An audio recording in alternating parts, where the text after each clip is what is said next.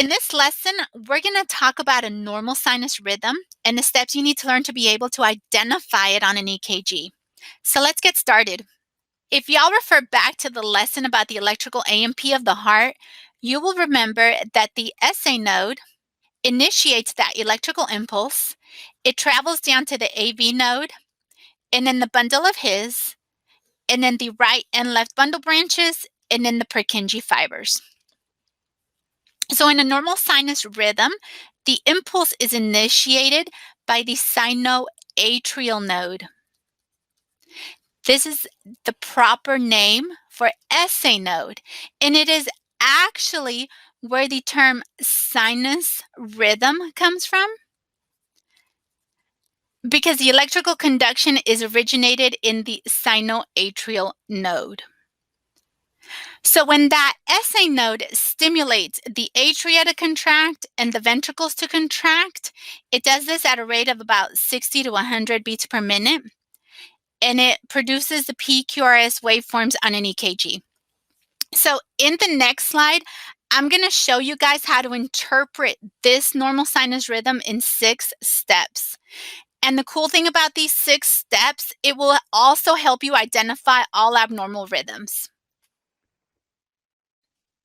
Okay, so these steps are the easiest way to interpret a heart rhythm. The first thing you need to look at is the regularity of the rhythm. So is it regular or is it irregular? And I'm going to show you how to do that on the next slide. The second step you need to look at is the rate. Is it between 60 to 100 beats per minute? And the third step, you need to look at the PQRS ratio. Is it 1 to 1? Do we have 1 P wave followed by 1 QRS? In the fourth step, you need to look at the PR interval. Is it between 0.12 to 0.20 seconds? In the fifth step, you need to look at the QRS complex. Is that between 0.06 to 0.12 seconds?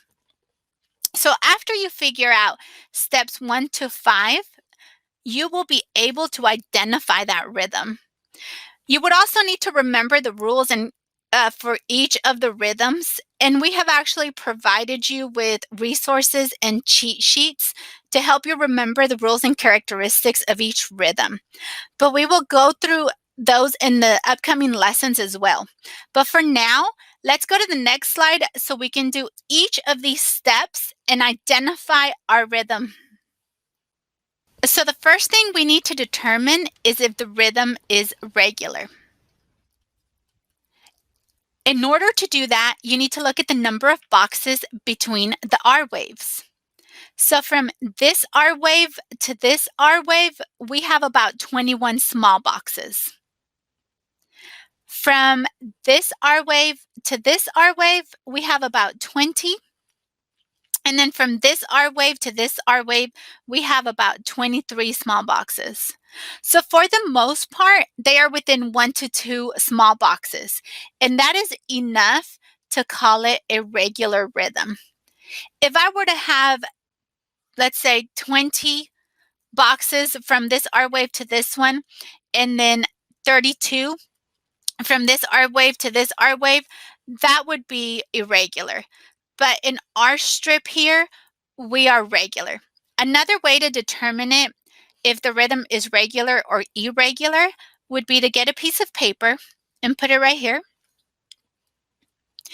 And then you would make a little mark at the top on the paper where the R wave is.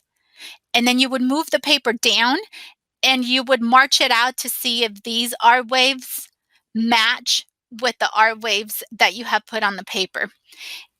And this is actually an easier and quicker way to determine if the rhythm is regular or not. So let's move on to step 2. So let's look at the heart rate. If you remember from calculating the heart rate lesson, we can find the number of small boxes from here to here. So we have 20. So then we would divide 1,500 by 20 because this is the most accurate method, and we would have 75 beats per minute. And that is within normal range. So our heart rate is normal. So in the third step, we need to look at the P to QRS ratio.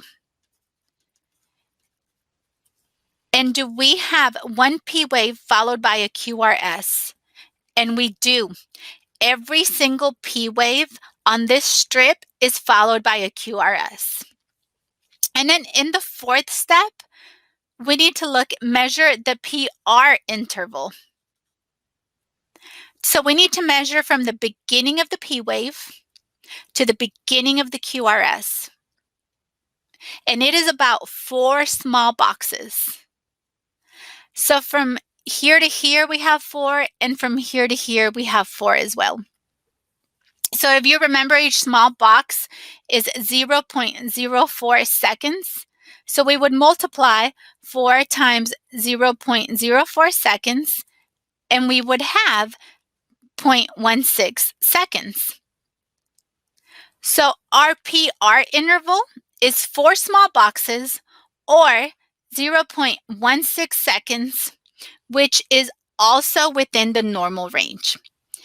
And then our next thing we need to look at is the QRS complex. And that would be from the beginning of the Q wave to the end of the S wave.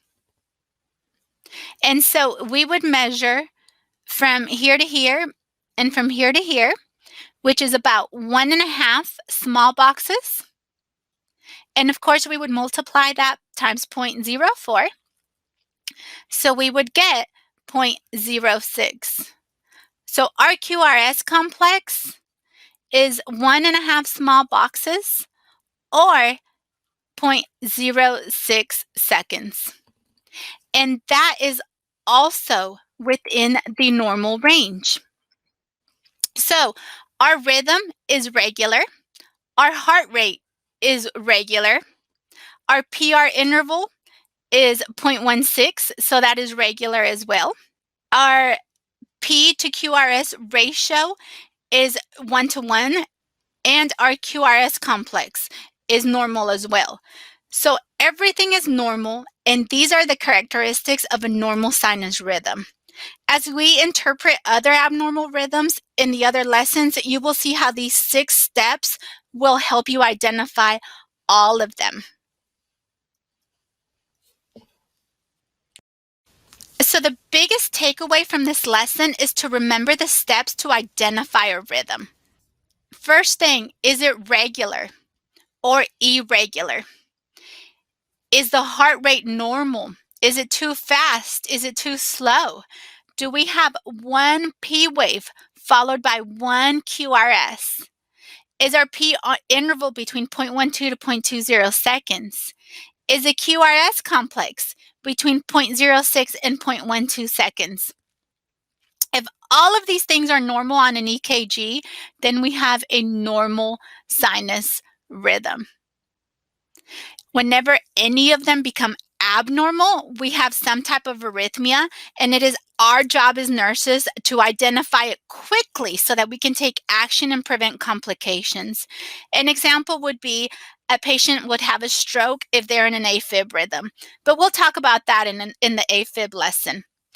So the main nursing intervention that you need to get from a patient in a normal sinus rhythm would just be to keep monitoring them as long as they remain stable. So I hope you guys are excited to start identifying rhythms, and make sure that you check out all of the resources attached to this lesson and the cheat sheets so that you can practice. Also, make sure that you look at the other lessons in this module so that you can learn how to identify all abnormal rhythms. Now, make sure that you guys go out and be your best selves today. And as always, happy nursing.